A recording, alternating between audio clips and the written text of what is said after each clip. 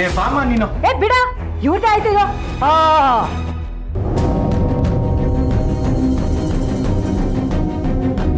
ಏನು ಬಂದ್ಯಾ ಅಮ್ಮ? ಬಾ, ಬೀದಿಲಿ ನಿಂತ್ಕೊಂಡು ಜಗಳ ಮಾಡಿದಾಯ್ತಾ? ಏನು ನಾನ್ ಜಗಳ ಮಾಡಿದ್ನಾ? ಜಗಳ ಮಾಡಿದ್ದು ನಾನಲ್ವೇ? ಆ ಮನೆಗೆ ಬಂದು ಸೇರ್ಕೊಂಡಿದ್ದಾಳಲ್ಲ ಒಂದು ಹೆಂಚು, ಅವಳು ಮಾಡಿದ್ದು. ಇವರಿಗೆ ಎಷ್ಟು ಮಾಡಿದ್ರು ಅಷ್ಟೇ, ನೀಯತ್ತೇ ಇಲ್ಲ. ದಿನ ಒಬ್ಬೊಬ್ರು ಬಂದು ಒಕ್ಕರ್ಸ್ಕೊತಾನೆ ಇರ್ತಾರೆ. ಇದನ್ನೆಲ್ಲ ನೋಡ್ಕೊಂಡು ನಾನ್ ಸುಮ್ನೆ ಇರ್ಬೇಕೇನೆ? ಹೌದಮ್ಮ, ಅವ್ರ ಕುಟುಂಬ ದೊಡ್ಡದು. 10 ಜನಕ್ಕೆ ಅನ್ನ ಹಾಕೋ ಮನ್ಸಿದೆ ಅವ್ರಿಗೆ. ಅಯ್ಯೋ ರಾಮ, ಬರೀ ಮನ್ಸಿದ್ರೆ ಸಾಕಾಗಲ್ಲ ಮಗಳೇ. ಮನೆ ಮನೆ ಇರ್ಬೇಕು. ಆ ಮನೆ ನಂದು. ಅವ್ರು ಇರೋಕೆ ಮಾತ್ರ ಬಾಡಿಗೆ ಕೊಟ್ಟಿದ್ದೀನಿ. ಯಾರ್ಯಾರೋ ದಿವಸಕ್ಕೊಬ್ರು ಬಂದು ಒಕ್ಕರ್ಸ್ಕೊಳ್ಳಿ ಅಂತ ಅಲ್ಲ. ಹೌದಮ್ಮ, ಹೌದು. ಆ ಮನೆ ಇವತ್ತು ನಿಂದು. ಆ ಮನೆಗೆ ಸೊಸೆಯಾಗಿ ಹೋಗ್ಬೇಕಾಗಿರೋಳು ನಾನು. ಅವ್ರಿಗೇನಾದ್ರೂ ಅವಮಾನ ಆಯ್ತು ಅಂದ್ರೆ ನನ್ ಕೈ ಸಹಿಸ್ಕೊಳಕ್ಕಾಗಲ್ಲ. ಇಂದ್ರ, ನೀನ್ ಹೀಗೆ ಮಾತಿಗೆ ಮಾತು ಬೆಳೆಸ್ತಾ ಇದ್ರೆ ಇವಳು ನಾನು ಆ ಮನೆ ಸೊಸೆ ಅನ್ಕೊಂಡು ಅವ್ರ ಮನೆಗೆ ಹೋಗಿದ್ ಬಿಡ್ತಾಳೆ. ಆಯ್ತಾಯ್ತು, ಆಗಿದಾಯ್ತು, ಬಿಟ್ಬಿಡು. ಅಯ್ಯೋ ರಾಮ, ಏನ್ರಿ ಇದು? ಇವಳಿಗೇನ ಬುದ್ಧಿ ಇಲ್ಲ, ಮಾತಾಡ್ತಾಳೆ. ನಿಮಗೂ ಬುದ್ಧಿ ಇಲ್ವಾ? ಹೀಗ್ ಮಾತಾಡ್ತಾ ಇದ್ದೀರಲ್ಲ. ಆ ಮನೆಗೆ ಬಂದಿರೋ ಹೆಂಗಸು ಕಾಲ್ ತೊಳ್ಕೊತೀನಿ ಅಂತ ನಲ್ಲಿ ಕೈಗೆ ಕಾಲ್ ಬಿಟ್ಕೊಂಡು 1 ಗಂಟೆಯಿಂದ ನಲ್ಲಿ ಆನ್ ಮಾಡ್ಬಿಟ್ಟಿದ್ದಾಳೆ. ಟ್ಯಾಂಕ್ ಅಲ್ಲಿರೋ ನೀರೆಲ್ಲ ಖಾಲಿ ಆದ್ರೆ ನಾವೆಲ್ಲ ಏನ್ ಮಾಡ್ಬೇಕು ಅಂತ. ಹೋಗ್ಲಿ ಬಿಡಮ್ಮ, ಏನೋ ಗೊತ್ತಿಲ್ಲದೆ ಆಗಿದೆ. ಅದಕ್ಕೋಸ್ಕರ ಅವ್ರ ಮನೆ ಬಾಡಿಗೆ ಜಾಸ್ತಿ ಮಾಡಿದ್ರೆ ಪಾಪ ಅವರೆಲ್ಲ. ಪಾಪ ನಿಮ್ಮಂತ ಮಕ್ಳಿದ್ ಬಿಟ್ರೆ ಮುಗಿದು ಹೋಯ್ತು. ಮನೇನು ಕೊಟ್ಟು ಬಾಡಿಗೆನು ನಾವೇ ಕೊಡ್ಬೇಕಾಗತ್ತ ಅಷ್ಟೇ. ಆಯ್ತಾಯ್ತು, ಅದು ಆಗೋಯ್ತು.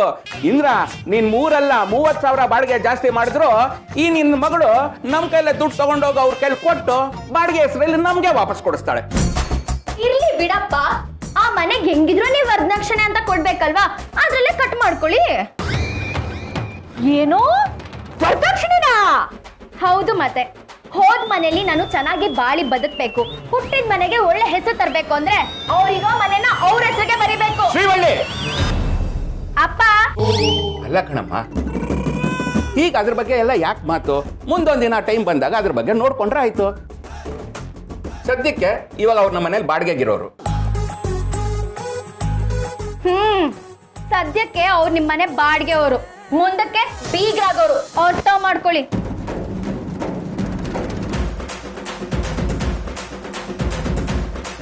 ಏನಾಗಿದೆ ಇವಳಿಗೆ? ಹುಚ್ಚಿ ಹುಚ್ಚಿ ಆಗುತ್ತದೆ ಸ್ವಲ್ಪ ದಿವಸ. ಹಾಯ್,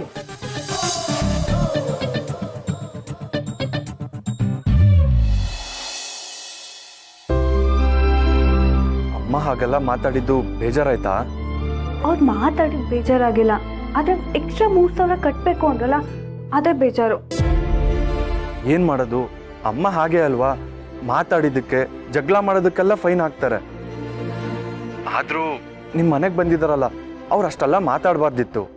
ಅವ್ರು ಇರದೇ ಹಾಗೆ, ಮಾತಿಗೆ ಮಾತು, ಸೇರಿಗ್ ಸವಾ ಸೇರು, ಸೋಲ ಮಾತೇ ಇಲ್ಲ.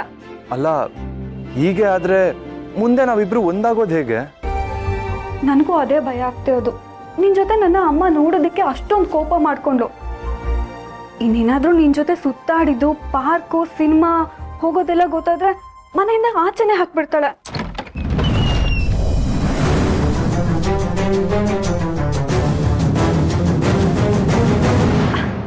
ಸರಿ ಸರಿ, ನನ್ಗೆಲ್ಲ ಸಬ್ಜೆಕ್ಟ್ ಬುಕ್ಕು ಸಿಕ್ಕಿದೆ, ನಿನ್ಗೆ ಲಿಂಕ್ ಕಳಿಸ್ಕೊಡ್ತೀನಿ, ನೀನು ಆನ್ಲೈನಲ್ಲೇ ಪರ್ಚೇಸ್ ಮಾಡು.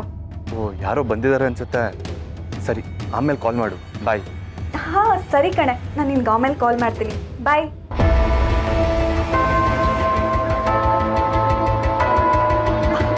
ಅದು ಅಣ್ಣ, ರೇಖಾ ಕಾಲ್ ಮಾಡಿದ್ಲು. ಅವಳಿಗೆ ಕೆಲವು ಸಬ್ಜೆಕ್ಟ್ ಬುಕ್ ಸಿಕ್ಕಿಲ್ಲ ಅಂತೆ, ಅದಕ್ಕೆ ಆನ್ಲೈನಲ್ಲಿ ಪರ್ಚೇಸ್ ಮಾಡು ಅಂತ ಹೇಳ್ತಿದ್ದೆ. ನಾನೇನು ಕೇಳೇ ಇಲ್ವಲ್ಲ ವರ, ಯಾಕೆ ಇಷ್ಟೊಂದು ಗಾಬರಿ ಆಗಿದೆಯಾ? ನನ್ನ ಫೋನ್ ಚಾರ್ಜರ್ ಸರಿ ಇರಲಿಲ್ಲ, ಅಷ್ಟೇ ನಿಂದಿಸ್ಕೊಂಡು ಹೋಗೋಣ ಅಂತ ಬಂದೆ. ಓ, ಚಾರ್ಜರಾ? ಇಲ್ಲ ಇದೆ, ತಗೋಣ. ಸರಿ, ತಿಂಡಿಗೆ ಬಾ.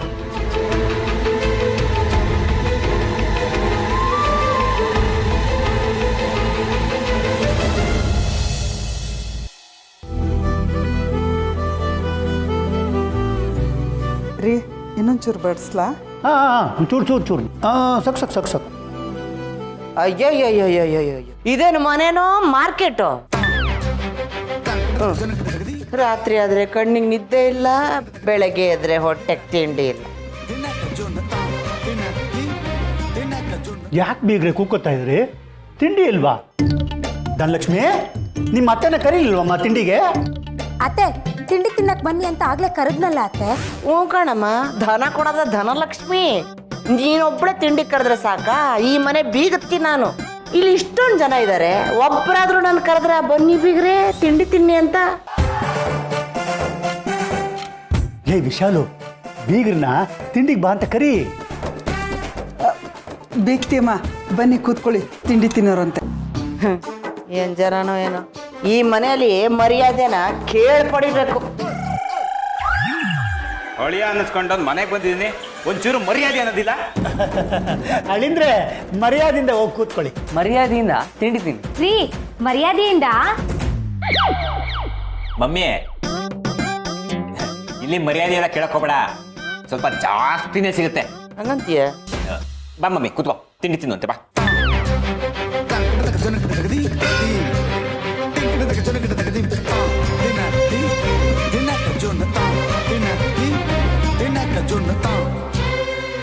ಮಮ್ಮಿ, ರಾತ್ರಿ ಎಲ್ಲ ನಿದ್ದೆ ಇಲ್ಲ ಅಂತ ಹೇಳ್ತಿದ್ಯಲ್ಲ, ನೀನು ಮಂಚದ ಮೇಲೆ ತಾನೇ ಮಲ್ಕೊಂಡಿದ್ದು? ಹ್ಞೂ ಕಣಪ್ಪ, ಮಂಚದ ಮೇಲೆ ಮಲ್ಕೊಂಡಿದ್ದು. ಆದರೆ ರಾತ್ರಿ ಎಲ್ಲ ಚಟಪಟ ಗಿಟಪಟ ಅಂತ ಮೊಬೈಲ್ ಸೌಂಡು.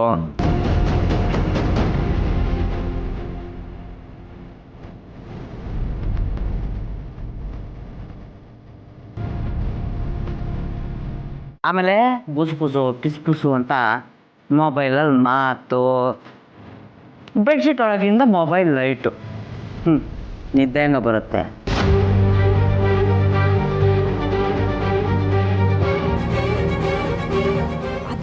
ಅದು ಅಣ್ಣ, ನಿಂಗಾಗಲೇ ಹೇಳಿದ್ನಲ್ಲ, ಬುಕ್ ಸಿಕ್ಕಿರಲಿಲ್ಲ, ಆನ್ಲೈನ್ ವೀಕಲ್ಲಿ ಡೌನ್ಲೋಡ್ ಮಾಡಿದೆ ಅಂತ. ಅದನ್ನೇ ನಿನ್ನೆ ರಾತ್ರಿ ಮೊಬೈಲಲ್ಲಿ ನೋಡ್ತಿದ್ದೆ.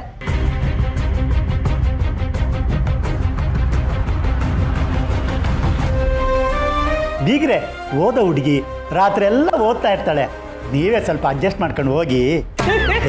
ಎಂತ ಮಾತು. ಈ ನನ್ನ ಮಗ ಅದು ಯಾವ ಭಯಲ್ಲಿ ಹೇಳಿದ್ನೋ ಏನೋ, ನಮ್ಮಮ್ಮ ಎಲ್ಲದಕ್ಕೂ ಅಡ್ಜಸ್ಟ್ ಮಾಡ್ಕೊಂಡು ಹೋಗ್ತಾಳೆ ಅಂತ. ಹೋಗ್ಲಿ ಬಿಡಿ, ಏನು ಮಾಡೋದು ನೋಡಿ. ಉಪ್ಪಿಲ್ಲ ಚಟ್ನಿ, ತರಕಾರಿ ಇಲ್ಲದ ಬಾತು. ಅಲ್ಲ, ವಿಶಾಲವಾದ ಅಕ್ಷಿ, ಇದಕ್ಕೊಂದು ಒಡೆ ಇದ್ದಿದ್ರೆ ಚೆನ್ನಾಗಿರೋದು. ಅದು ಬಾತ್ಗೆ ಬಜ್ಜಿ ಬೋಂಡ ಹೇಳಿದ್ರೆ ಅದಕ್ಕೆ ಇಟ್ಟಿರಲಿಲ್ಲ. ಬೇಕಾದ್ರೆ ಹೇಳಿ ತರಿಸ್ಕೊಡ್ತೀನಿ. ಅಯ್ಯ ಬ್ಯಾಡ್ ಬಿಡವಾ ತಾಯಿ, ಅಡ್ಜಸ್ಟ್ ಮಾಡ್ಕೊತೀನಿ. ಹೇಳಿದಾನಲ್ಲ ಇವಾಗ, ಅಡ್ಜಸ್ಟ್ ಮಾಡ್ಕೊಳ್ತೀನಿ.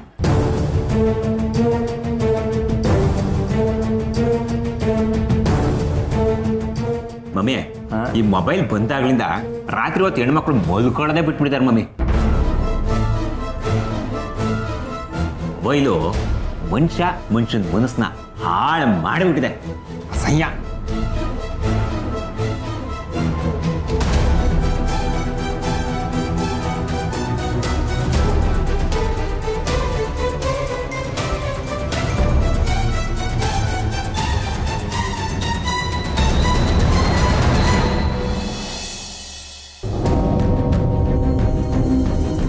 ರಾತ್ರಿ ಎಲ್ಲ ಚಟಪಟ ಗಿಟಪಟ ಅಂತ ಮೊಬೈಲ್ ಸೌಂಡು.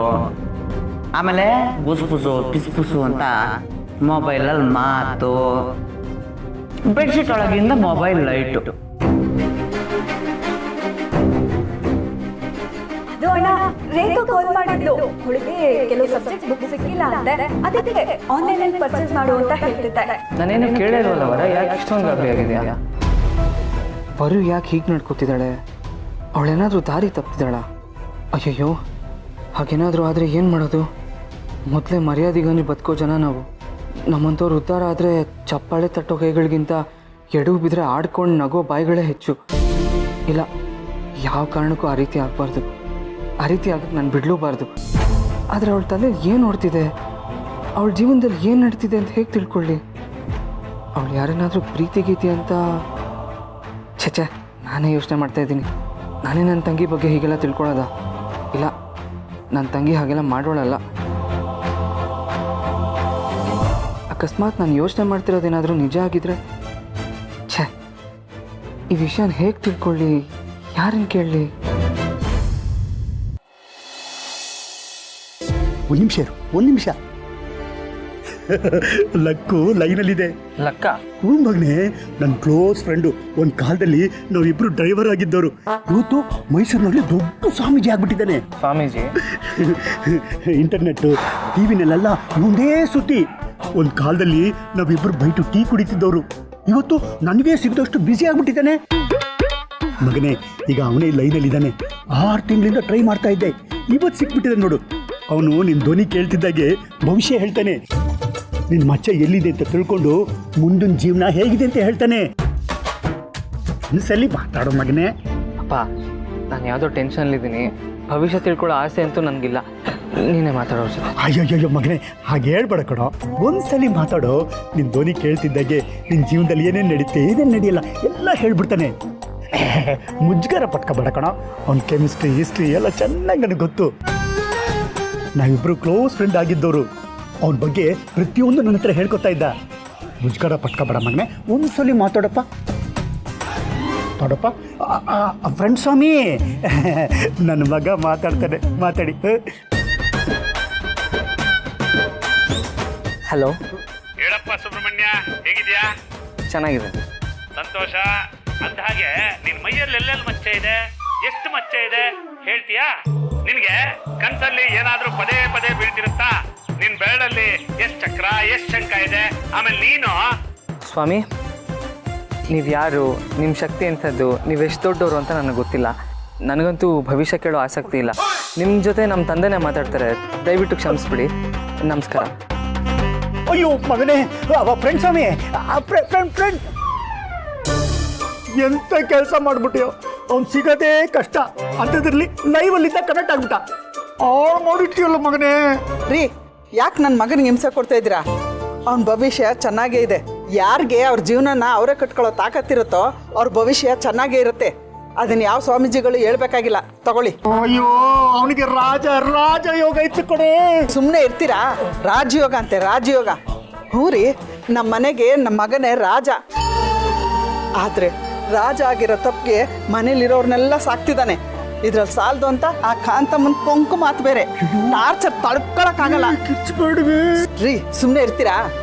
ಇಷ್ಟು ದಿನ ನಮ್ಮ ಮನೇಲಿ ಕಷ್ಟ ಇತ್ತು ನಿಜ, ಆದರೆ ಶಾಂತಿ ನೆಮ್ಮದಿಗೇನು ಕೊರತೆ ಇರಲಿಲ್ಲ. ಆದರೆ ಈಗ ಈ ಕಷ್ಟದ ಜೊತೆಗೆ ಈ ಕಾಂತಮ್ಮನ ಕೂಗಾಟ ಸೇರ್ಕೊಂಡು ತಲೆ ಕೆಟ್ಟೋಗ್ತಾ ಇದೆ. ಸುಮ್ಮನೆ ಇದ್ರೆ ಸರಿ. ಸುಬ್ರಹ್ಮಣ್ಯ, ತಗೋಪ್ಪ.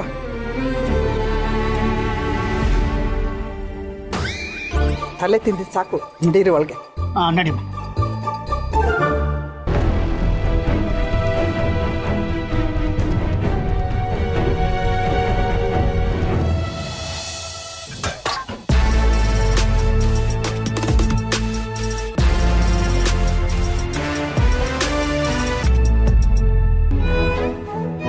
ಸುಬ್ಬು ಯಾಕೆ ಹೀಗೆ ಆಡ್ತಿದ್ದಾನೆ? ಏನಾಗಿದೆ ಇವನಿಗೆ? ಕಾಲ್ ಮಾಡಿದ್ರೆ ಕರೆಕ್ಟಾಗಿ ಮಾತಾಡ್ತಿಲ್ಲ, ಮೆಸೇಜ್ ಮಾಡಿದ್ರೆ ರಿಪ್ಲೈ ಮಾಡ್ತಿಲ್ಲ. ಅಪ್ಪ ಬೋನಸ್ ಕೊಟ್ಟಿರೋದಕ್ಕೆ ಖುಷಿಯಾಗಿರ್ತಾನೆ ಅನ್ಕೊಂಡ್ರೆ ಸಿಡಿಕ್ ಮುದ್ದಿ ಸುಬ್ಬ ಆಗಿದಾನಲ್ಲ. ಸುಬ್ಬು ಕಾರ್ ತಗೋತೀನಿ ಅಂತ ಹೇಳ್ತಿದ್ನಲ್ಲ, ಅವನಿಗೊಂದು ಒಳ್ಳೆ ಕಾರ್ ಸಜೆಸ್ಟ್ ಮಾಡೋಣ.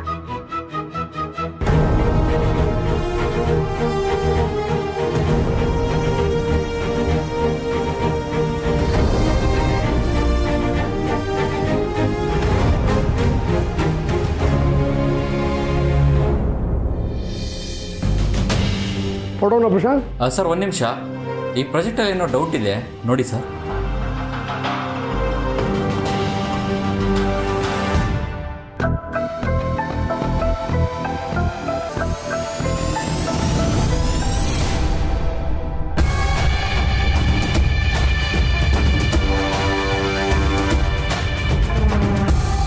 ವೀರು ಹೊರಗಡೆ ಹೋಗ್ಬೇಕಾದ್ರೆ ಅವ್ನ ಎದುರುಗಡೆ ಬರಬೇಡ ಅಂತ 100 ಸಲ ಹೇಳಿದ್ದೀನಿ.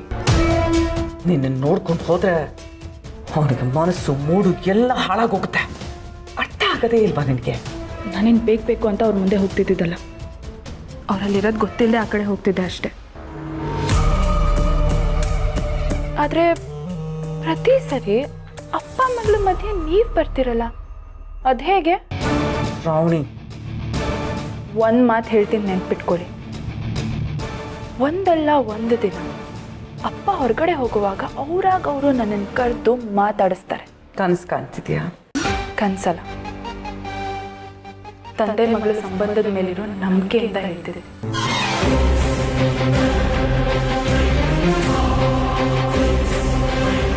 ಅಕ್ಕ ಅಕ್ಕ ನೋಡ್ತೀಯಾ ಅವನು ಹೊರಗಡೆ ಹೋಗ್ಬೇಕಾದ್ರೆ ಕರೆಯೋದು ನನ್ನನ್ನು, ನಿನ್ನನ್ನಲ್ಲ. ಈ ಅನಿಷ್ಟದ ಮುಖ ನೋಡ್ಕೊಂಡು ಹೋಗೋಕ್ಕೆ ಅವನಿಗೆ ಇಷ್ಟ ಇಲ್ಲ. ಅವನಿಗೆ ಅದೃಷ್ಟದ ಮುಖ ಅಂದರೆ ನನ್ನನ್ನು ನೋಡ್ಕೊಂಡು ಹೋಗೋಕ್ಕೆ ಇಷ್ಟ. ಅವನು ಹೊರಡೋವರೆಗೂ ಇಲ್ಲೇ ಇರು, ಅಲ್ಲಿಗೆ ಬರಬೇಡ.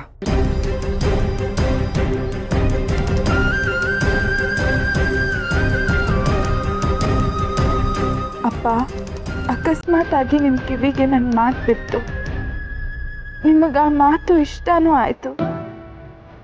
ಆದರೆ ಅದೇ ರೀತಿ ಅಕಸ್ಮಾತ್ ಆಗಿ ನಿಮ್ಮ ಕಣ್ಣಿಗೆ ನಾನು ಬಿದ್ದರೆ ನಿಮಗೆ ಯಾಕೆ ಕೋಪ ಬರುತ್ತೆ ಅಪ್ಪ? ನಾನು ನಿಜವಾಗ್ಲೂ ಅಷ್ಟು ದುರಾದೃಷ್ಟವಂತೇನಾ? ವೀರು, ಹೊರಗಡೆ ಹೊರಟಿದ್ಯಾ? ಹೌದಕ್ಕ, ಮೊಬೈಲಿ ಎಲ್ಲೋ ಮರ್ತು ಬಿಟ್ಟೆ. ನೀನು ನೋಡಿದ್ಯಾ? ಇಲ್ಲ ಅಣ್ಣ, ನಿನ್ನ ಮೊಬೈಲ್ ಇಲ್ಲ ಅಣ್ಣ. ಹಾಗೆ ಈ ವಿಡಿಯೋ ನೋಡು. ವೀರೇಂದ್ರ ಅಂಕಲ್, ನಿಮಗೆ ತುಂಬಾ ತುಂಬಾ ಥ್ಯಾಂಕ್ಸ್. ನೀವು ಅಪ್ಪಂಗೆ ಬೋನಸ್ ಕೊಟ್ರಿ, ಅದಕ್ಕೆ ಅಪ್ಪ ನನ್ನ ಮತ್ತೆ ಸ್ಕೂಲಿಗೆ ಸೇರಿಸಿದ್ರು. ನಾನೀಗ ಸ್ಕೂಲಿಗೆ ಹೋಗ್ತಿದ್ದೀನಿ. ಇಲ್ಲಿ ನೋಡಿ, ಫಸ್ಟ್ ಪೇಜಲ್ಲಿ ನಿಮ್ಮ ಹೆಸರೇ ಬರ್ದಿದ್ದೀನಿ.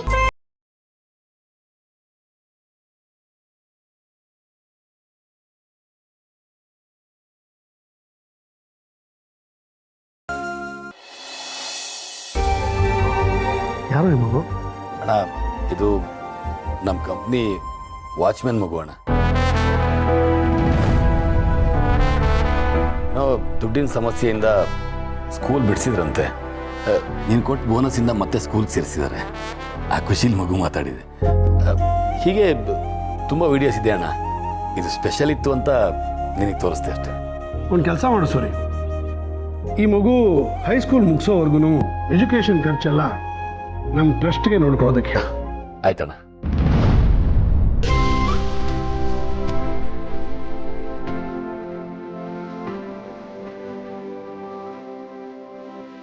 ಅಕ್ಕ, ದುಡ್ಡನ್ನ ಎಷ್ಟು ಬೇಕಾದರೂ ಹೇಗೆ ಬೇಕಾದರೂ ಸಂಪಾದನೆ ಮಾಡ್ಬೋದು.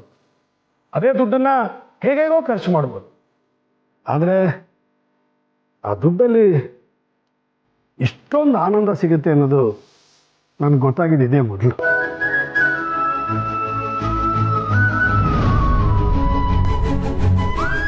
ನಾನು ಇದುವರೆಗೂ ಬೇಕಾದಷ್ಟು ಜನಕ್ಕೆ ಸಹಾಯ ಮಾಡಿದ್ದೀನಿ, ಆದರೆ ಅವರು ಸಹಾಯ ಕೇಳ್ಕೊಂಡು ಬಂದ ಮೇಲೆ ಮಾಡಿದ್ದೀನಿ.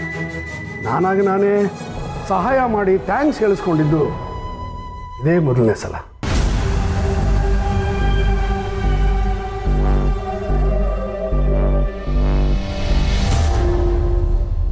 ಆ ಮಗು ನನಗೆ ಥ್ಯಾಂಕ್ಸ್ ಹೇಳ್ತಾ ಇದ್ದಾಗ ನಮ್ಗೆ ಎಷ್ಟು ಸಂತೋಷ ಆಯ್ತು. ಆ ಸಂತೋಷಕ್ಕೆ ಬೆಲೆನೇ ಕಟ್ಟಕ್ಕಾಗಲ್ಲ ಅಕ್ಕ. ಆ ಸಂತೋಷದ ಮುಂದೆ ನಾನು ಕೊಟ್ಟು ದುಡ್ಡು ಏನಕ್ಕೂ ಅಲ್ಲಕ್ಕ.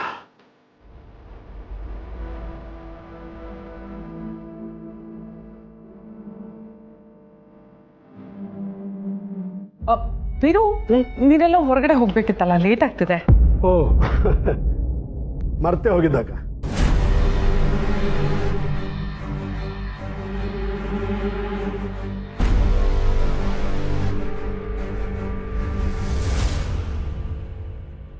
ಅಕ್ಕ, ಸ್ವಲ್ಪ ಶ್ರಾವಣಿನ ಕರೀತೀಯ?